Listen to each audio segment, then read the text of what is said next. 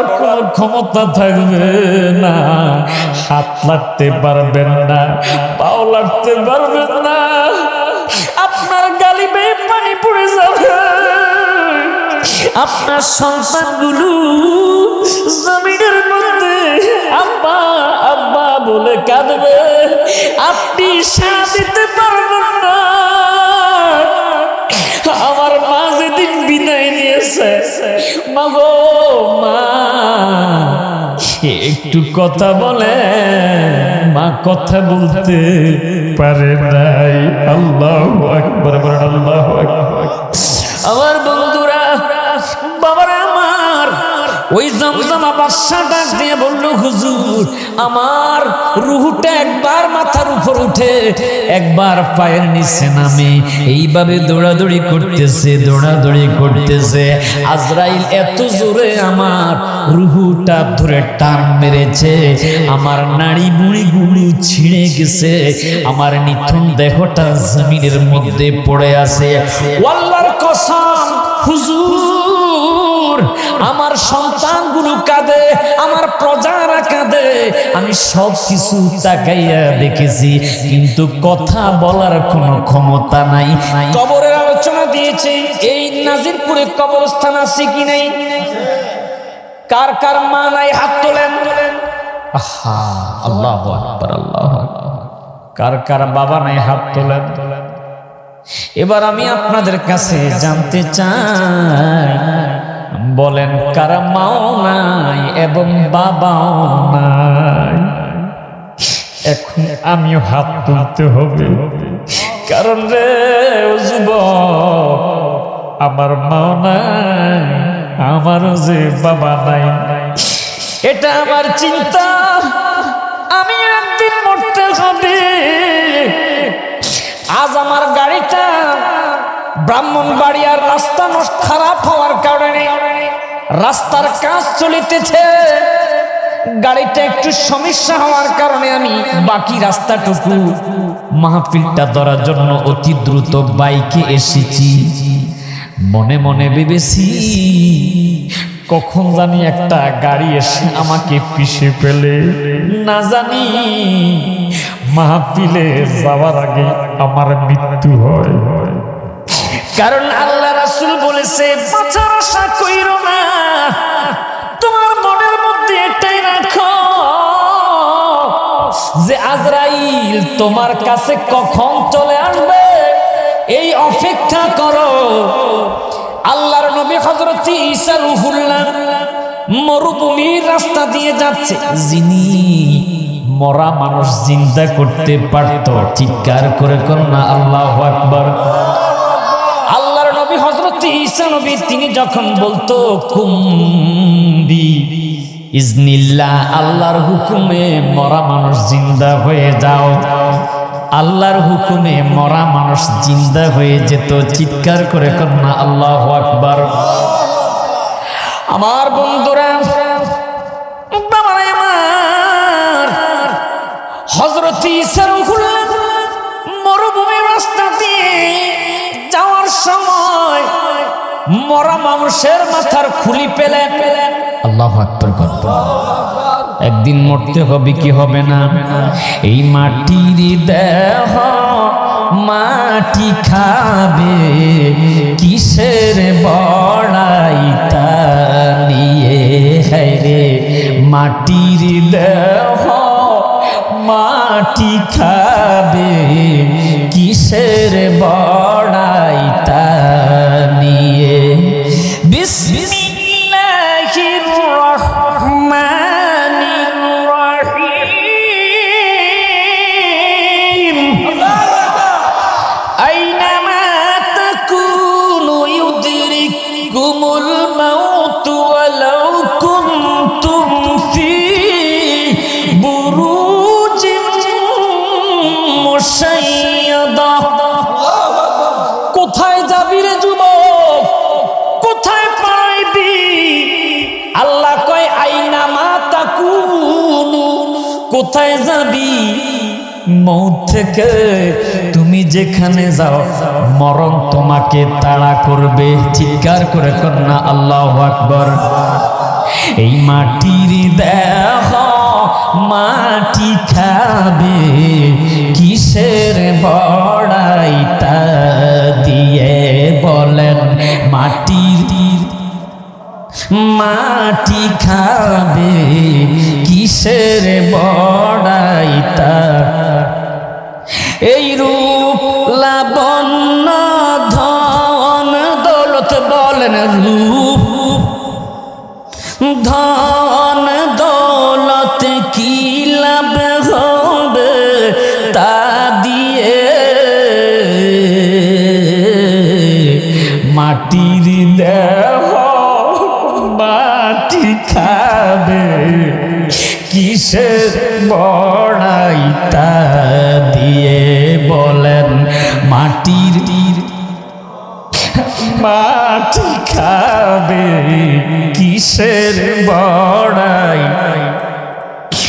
মা বাবা ভাই আত্মীয় স্বজন দেখো তোমার পূর্বে আছে কজন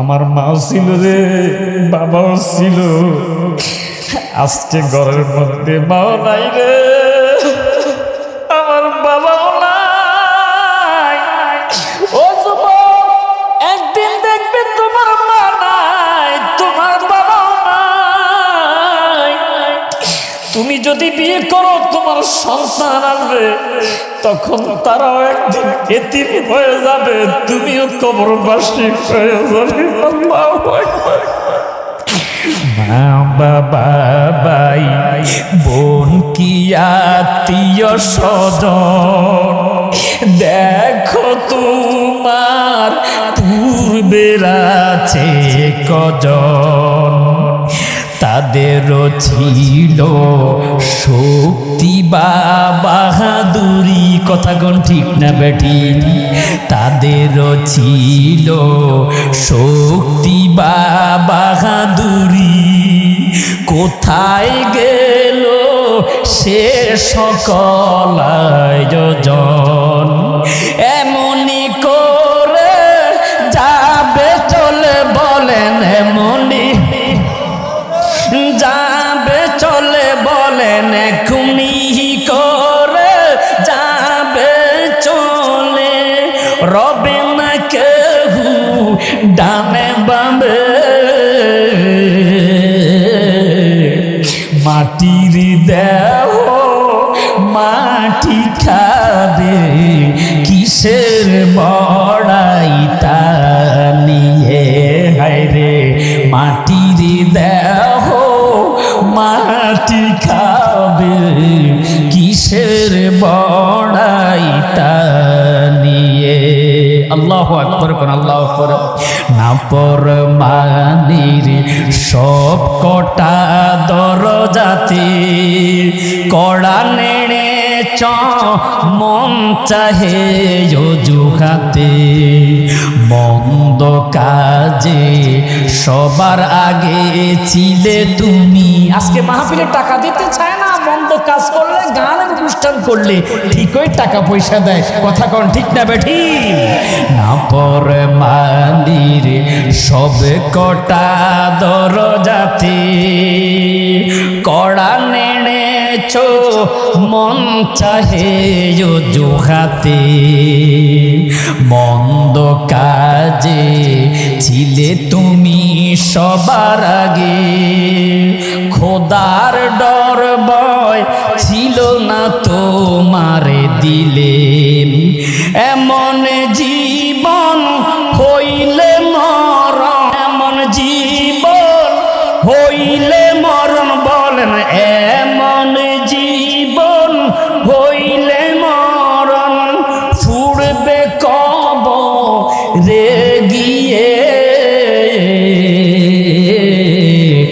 মাটির দেহ মাটি খাবে কিসের বড়াইটা দিয়ে ওই মাথার খুলিটা পাইয়া আল্লাহর নবী হঠাৎ করে বললেন কুম্বি ইজনিল্লাহ এ মাথা খুলি, তুমি আল্লাহর হুকুমে জিন্দা হয়ে যাও। বলতে দেরি মাথার খুলিটা জীবন্ত একটা মানুষ হইয়া আল্লাহর নবীর ঈসার সামনে দাঁড়াইয়া গেছে। আরো জোরে কন্যা আল্লাহু আকবার। আল্লাহর নবীরা জিন্দা করতে পারে। আমার দয়াল নবী জাবেরের দুইটা সন্তান এক ভাই আরেক ভাইকে খুন করে ফেলেছে। এই জাবেরের দুইটা সন্তানকে আমার নবী ডাক দিয়েছে, জিন্দা হয়ে গেছে। তাহলে আমার নবীও জিন্দা করার ক্ষমতা আল্লাহ পাক নবীকে দিয়েছে। মারহাবা কন্যা। বন্ধুরা আমার গভীর মনোযোগ, ওই জমজমা বাদশার মাথার খুলি থেকে জীবন্ত একটা মানুষ ঈসা নবীর সামনে দাঁড়াইয়া গেছে। ঈসা নবী ডাক দিয়ে বললে, কে, কি আপনার পরিচয়, কোথায় আপনার বাড়ি, কি আপনার ঠিকানা? ওই মানুষটা ডাক দিয়ে বলল, আল্লাহর নবী গো, আমি হচ্ছি এমন একজন ব্যক্তি, আমি হইলাম বিশিষ্ট বাদশাহ জমজমা। আল্লাহু আকবার। যুগে যুগে কত বাদশাহ বিদায় নিয়েছে, ফেরাউন নিজেকে খোদা দাবি করেছে, আনা রাব্বুকুমুল আলা, আমি হইলাম বড় খোদা। এখন সেই খোদা আছে না? সবাই কোন আছে? আল্লাহ মারছে তো মারছে, পানিতে ডুবাইয়া মারছে। কথা কোন ঠিক ঠিক? নমরুদ নিজেকে খোদা দাবি করেছে, আমার আল্লাহ পাক নমরুদকে পাও ভাঙা একটা মশা দিয়ে মারছে। আল্লাহু আকবার। সাত আল্লাহর জান্নাতে যাবে না, নিজেই জান্নাত বানাইছে। জান্নাতের বর্ণনা, জান্নাতের ভিতরে খাবার আছে, জান্নাতের ভিতরে বিশাল বিশাল নিয়ামত আছে। ও বন্ধু, এই দুনিয়ার স্বাদের চিন্তা কইরেন না, পরকালের চিরস্থায়ী জান্নাতের আশা করেন গো যুবক। আপনার মতো যুবক সাহাবায়ে কেরাম নিজের জীবন ইসলামের জন্য বিলিয়ে দিয়েছে। মারহাবা কর। আমি বড় খুশি, আজকের মাহফিলে যুবকের সংখ্যা বেশি। ইচ্ছা করলে এরা এখন কি খেলা জানি করে, রাত্রি এখন খেলে ব্যাডমিন্টন না, ইচ্ছা করলে যুবক ভাইয়েরা খেলতে পারতো। মাহফিল হচ্ছে, সেখানে গিয়ে কোরআন হাদিসের আলোচনা শুনবো। তাই এসেছে, বসেছে। আমি মন ভরে দোয়া করি, আল্লাহ আপনাদের হায়াতের মধ্যে বরকত বাড়িয়ে দেখ। আল্লাহ আপনাদেরকে নেককারী হিসাবে কবুল করো। তাবরুকের জন্য নয়, সিন্নির জন্য নয়, কোরআন হাদিসের দুটো কথা শোনার জন্য আমরা এসেছি। কথা কোন ঠিক না বেঠি? বন্ধুরা আমার, ওই জমজমা বাদশাকে হযরত ঈসা নবী জিজ্ঞাসা করলো, ও জমজমা বাদশা, আপনার কেন এই পরিণতি? ওই বাদশা ডাক দিয়ে বলল, হুজুর, আল্লাহ আমাকে এমন ক্ষমতা দিয়েছে, আমার টাকার অভাব নাই, জনের অভাব নাই। প্রতিদিন আমি মদ পান করতাম, প্রতিদিন আমি নারীবাজি করতাম, সুন্দরী নারীদের নাচ দেখতাম। জোরে কন্যা নাউজুবিল্লাহ। আর একটু জোরে জোরে কন্যা নাউজুবিল্লাহ। ও আল্লাহর নবী ঈসা, আমার এইভাবে দিনগুলো অতিবাহিত হচ্ছে।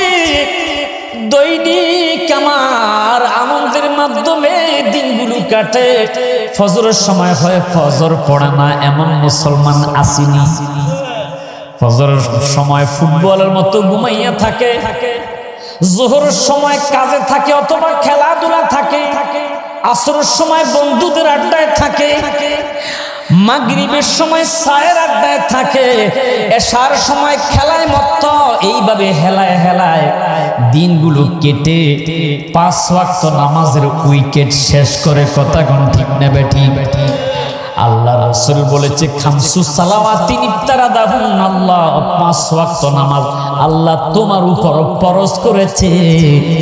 যেই ব্যক্তি 5 ওয়াক্ত নামাজ পড়বে না, তার জন্য এমন অবস্থা হাসরের ময়দানে হবে।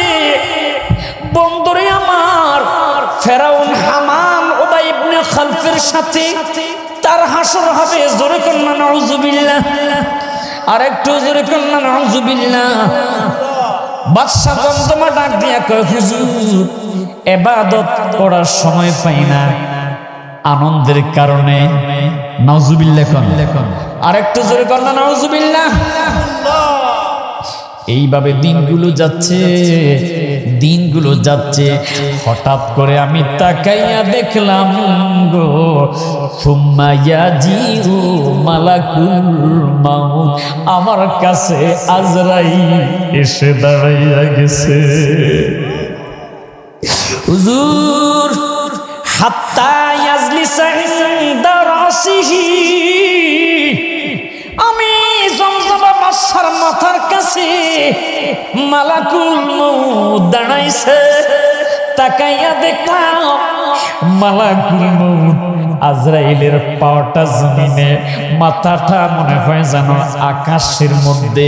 এত বিশাল একটা দেহ নিয়ে আমি জমজমা বাদশার সামনে এসে দাঁড়িয়ে গেছে।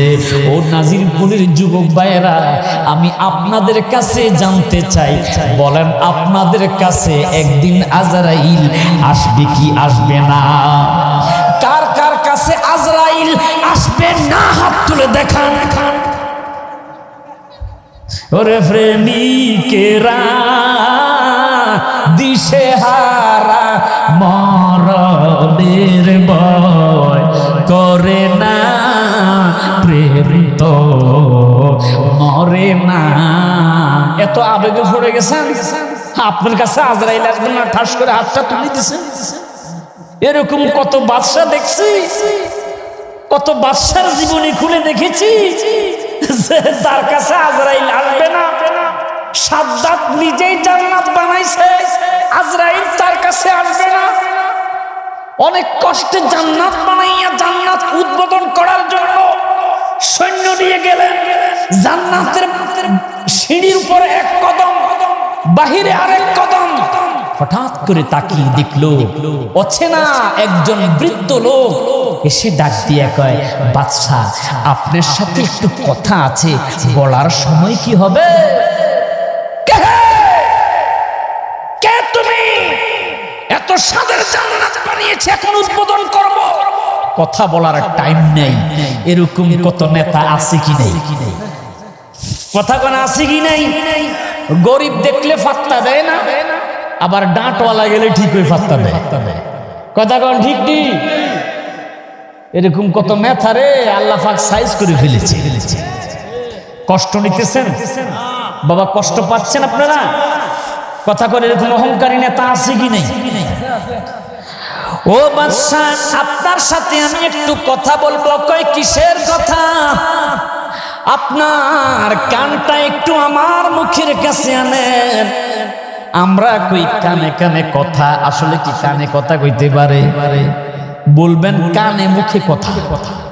কথা কোন ঠিক ঠিক?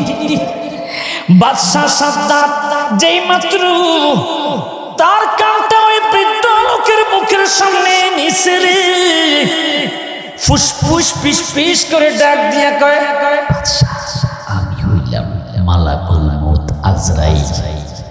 আল্লাহু আকবার। আর একটু জোরে বলেন আল্লাহু আকবার। আমাকে কি একটু সুযোগ দিবা না? আমাকে কি একটু সুযোগ দিবা না? এত কষ্ট করে আমি জান্নাত বানাইছি, আজকে আমার সৈন্যগুলো নিয়ে জান্নাত উদ্বোধন করার জন্য আমি এসেছি। আমি শুনেছি আমার নবজাত শিশুর জন্ম হয়েছে, আমাকে কি একটু আমার সন্তানটা দেখার সুযোগ করে দিবে? আজরাইল ডাক দিয়া কয়, ও বাদশা সাদ্দাত, আল্লাহর হুকুম হয়েছে একটা মুহূর্ত তোমাকে সুযোগ দেওয়া হবে না, এখনই তোমার রূহটা কবজ করব। চিৎকার করে কন্যা আল্লাহু আকবার। আত-তাকদীরু লা ইয়ারুদ্দু, তকদিরের খণ্ডন না যায়, তকদিরের লিখন না যায় খণ্ডন। আপনার কপালে যেটা লেখা আছে সেটাই হবে। আমরা যখন আলেম ক্লাস করি, আমাদের ওস্তাদ আমাদেরকে পড়াইছে তাকদীর হইল দুই প্রকার। এক প্রকার হলো আল্লাহর পক্ষ থেকে এমন কিছু লিখন হয় যেগুলো মানুষের ঘটবে। আর এক তাকদীর আছে আল্লাহর পক্ষ থেকে তোমার গজব, মানে তুমি আগামীকালকে ঢাকা যাবে। ও ভাই, শায়েস্তাগঞ্জ নতুন ব্রিজ তোমার অ্যাক্সিডেন্ট হয়ে মৃত্যু হবে। ওই মরণের আগের দিন যদি তুমি কোনো বুজুর্গ লোকের কাছে দোয়া চাও, তিনি যদি তোমার জন্য দোয়া করে, ও আল্লাহ তোমার এই বান্দা